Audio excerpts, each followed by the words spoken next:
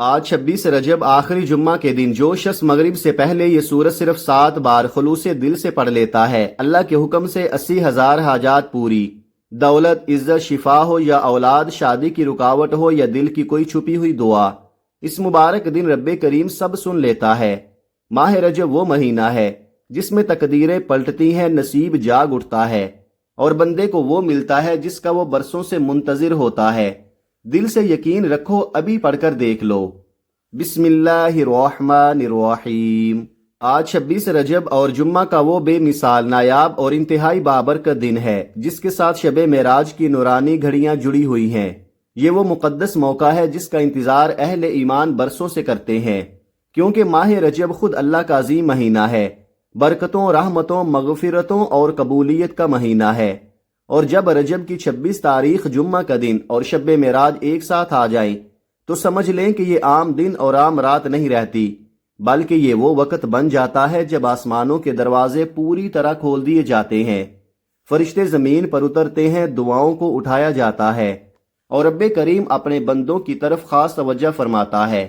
شب معراج وہ عظیم رات ہے جب ہمارے پیارے نبی حضرت محمد صلی اللہ علیہ وآلہ وسلم کو مسجد حرام سے مسجد اقصی اور وہاں سے آسمانوں کی بلندیوں تک لے جایا گیا، جہاں نبی صلی اللہ علیہ وآلہ وسلم نے وہ مناظر دیکھے جو کسی بشر نے نہیں دیکھے۔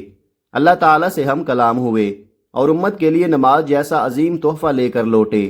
یہ وہ رات ہے جو ہمیں یاد دلاتی ہے کہ اللہ جسے چاہے لمحوں میں زمین سے آسمانوں تک اٹھا دیتا ہے، اور جمعہ وہ دن ہے جسے نبی کریم صلی اللہ علیہ وآلہ وسلم نے تمام دنوں کا سردار قرار دیا۔ جس دن حضرت آدم علیہ السلام کی پیدائش ہوئی، اسی دن جنت میں داخل ہوئے اور اسی دن دنیا میں بھیجے گئے، اور جمعہ ہی کے دن قیامت قائم ہوگی۔ جمعہ کے دن ایک ایسی گھڑی ہوتی ہے کہ اگر بندہ سچے دل، ٹوٹے ہوئے نفس اور مکمل یقین کے ساتھ دعا مانگ لے تو رب کریم اس کی دعا رد نہیں فرماتا، اور جب یہی جمعہ 26 رجب جیسے بابرکت دن میں آ جائے تو قبولیت کئی گنا زیادہ بڑھ جاتی ہے۔ یہی وہ وقت ہوتا ہے جب تقدیریں لکھی جاتی ہیں، بند قسمتوں کے تالے کھولے جاتے ہیں، تنگ رزق کشادہ کر دیا جاتا ہے، بیماروں کو شفا، بے اولادوں کو اولاد، پریشان حال کو سکون، مقروض کو آزادی اور ٹوٹے دل والوں کو نئی امید عطا کی جاتی ہے۔ ماہ رجب کی فضیلت یہ ہے کہ یہ حرمت والا مہینہ ہے جس میں گناہوں سے بچنے اور نیکیوں کو بڑھانے کا خاص حکم دیا گیا ہے۔ اس مہینے میں کی گئی عبادت عام دنوں سے کئی گنا زیادہ وزن رکھتی ہے، اور جو بندہ اس مہینے میں اللہ کی طرف ایک قدم بڑھاتا ہے، اللہ اس کی طرف 10 قدم بڑھاتا ہے۔ اب ذرا سوچئے کہ جب رجب، جمعہ اور شب معراج ایک ہی وقت میں جمع ہو جائیں تو یہ کس قدر عظیم موقع ہوتا ہے، مگر افسوس کہ بہت سے لوگ اس دن کو بھی عام دن سمجھ کر غفلت میں گزار دیتے ہیں، حالانکہ یہ وہ لمحات ہیں جن میں اللہ تعالیٰ اپنے بندوں کو آواز دیتا ہے کہ ہے کوئی مانگنے والا کہ میں اسے عطا کروں، ہے کوئی بخشش چاہنے والا کہ میں اسے معاف کر دوں، ہے کوئی پریشان کہ میں اس کی پریشانی دور کر دوں۔ یہی وہ وقت ہے جب آنسوؤں کی قیمت لگتی ہے، جب سجدوں کی لاج رکھی جاتی ہے، جب دل میں چھپی ہوئی دعائیں بھی قبول ہو جاتی ہیں۔ اس لیے خوش نصیب ہے وہ شخص جو آج 26 رجب آخری جمعہ اور شب معراج کی قدر کر لے، جو اس دن کو توبہ، دعا، درود، قرآن اور ذکر میں گزار لے، کیونکہ جو آج اس موقع کو گوا دے ہو سکتا ہے اسے دوبارہ یہ قبولیت والی گھڑیاں نصیب نہ ہوں۔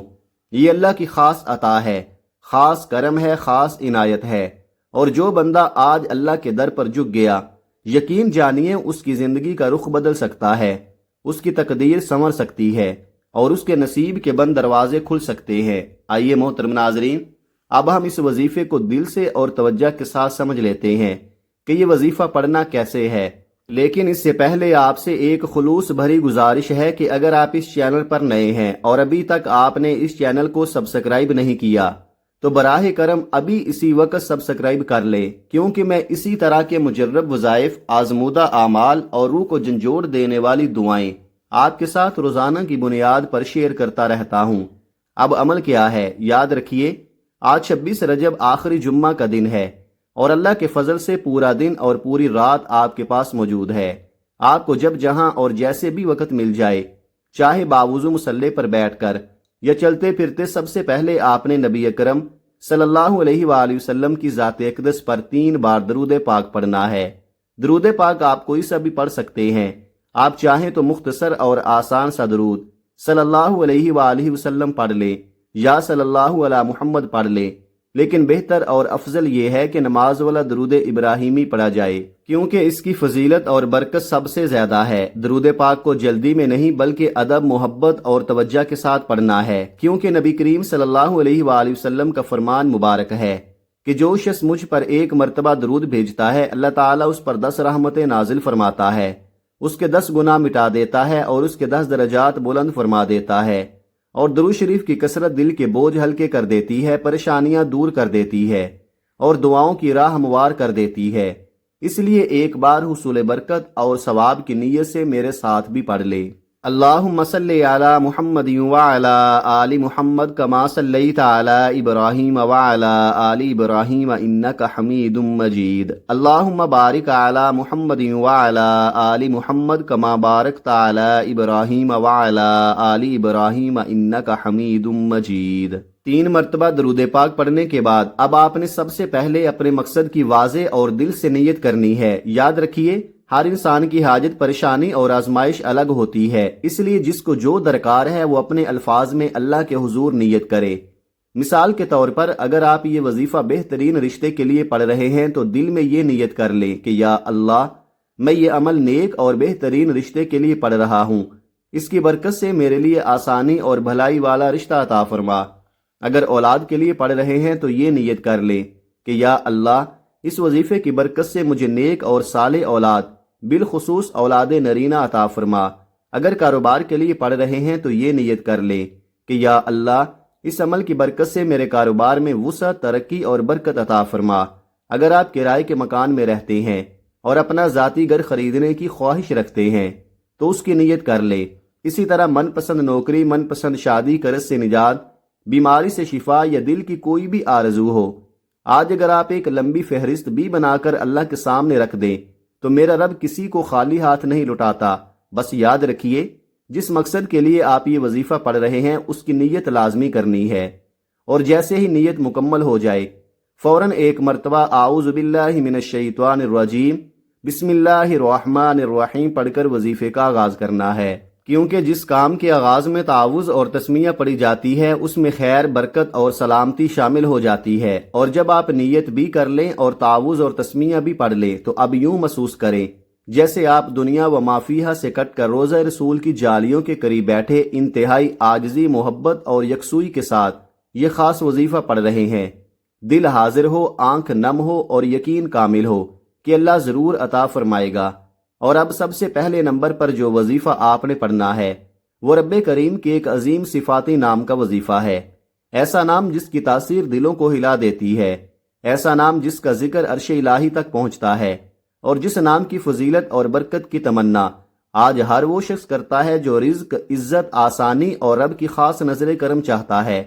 یہ وہ نام ہے جس کے ذریعے اللہ اپنے بندے پر کرم کے دروازے کھول دیتا ہے، اور وہ نام یا اللہ یا کریم ہے۔ آج ہر انسان چاہتا ہے کہ کسی طرح رب کریم کی ایک خاص نظر عنایت اس پر ہو جائے۔ اگر آپ بھی چاہتے ہیں کہ رزق کے بند دروازے کھل جائیں، دولت آئے مگر برکت کے ساتھ، گھر کے حالات سنور جائے، تنگی آسانی میں بدل جائے، فقیری عزت اور بادشاہی میں بدل جائے، تو آج پہلے نمبر پر یا اللہ یا کریم پڑھ کر دیکھ لے۔ آپ نے کیسے اور کتنی بار پڑھنا ہے توجہ کیجئے گا۔ یا اللہ یا کریم 1 بار ہو گیا، یا اللہ یا کریم 2 بار ہو گیا، یا اللہ یا کریم 3 بار ہو گیا۔ اس طرح آپ ہاتھوں کی انگلیوں پر یا تسبیح کے دانوں پر پڑھ لیں۔ آپ نے صرف 11 بار پڑھنا ہے، اور صرف 11 بار پڑھتے وقت رب کریم سے ضد کر کے مانگے، ہچکچائیں نہیں، دل کھول کر مانگے، کیونکہ آج 26 رجب آخری جمعہ کا دن ہے۔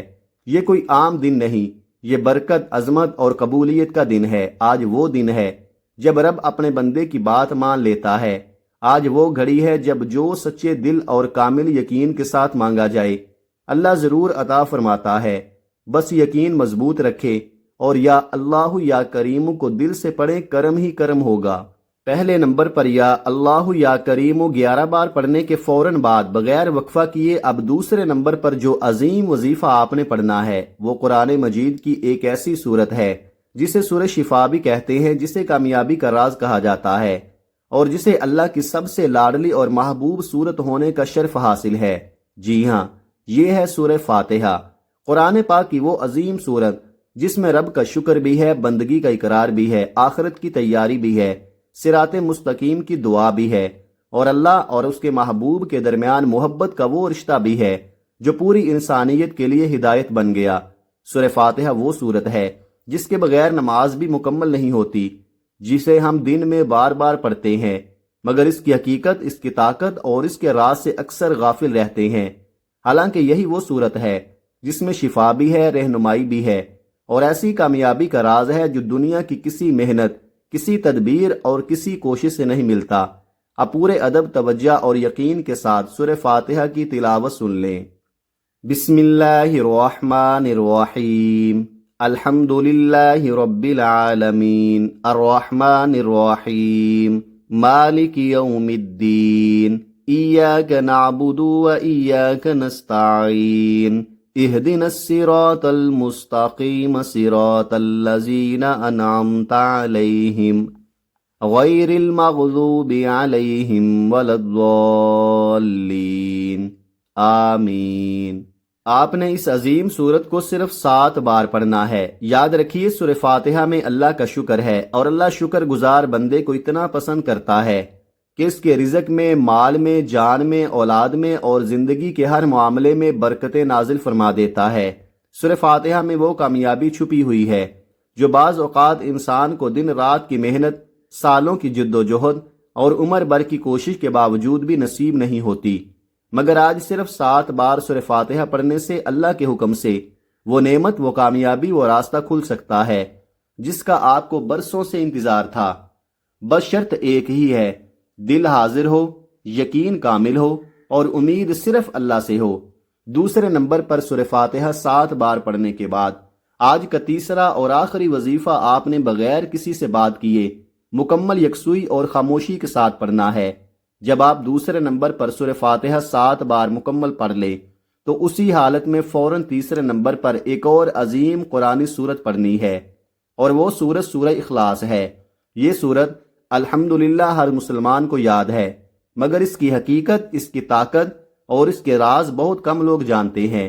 یہ وہ سورت ہے جس کے بارے میں کہا جاتا ہے کہ اسے پڑھنے والا اللہ سے جو مانگتا ہے اللہ عطا فرما دیتا ہے، اسی لیے اسے غیبی مدد کا خزانہ بھی کہا جاتا ہے۔ اور آج کی اس نفسا نفسی کے دور میں، اس بے چینی، اس تنگی اور اس آزمائش کے زمانے میں ہر انسان کو غیبی مدد کی سخت ضرورت ہے۔ اور یاد رکھیے، غیبی مدد صرف اللہ کی طرف سے آتی ہے۔ اس کے لیے ہمیں اللہ کو راضی کرنا ہوتا ہے، اللہ کو منانا ہوتا ہے، اللہ کے قریب ہونا ہوتا ہے، تب جا کر بندہ اللہ کا لاڈلا بنتا ہے اور پھر مدد آتی ہے۔ اب پورے ادب، یقین اور محبت کے ساتھ سورہ اخلاص کی تلاوت سن لے۔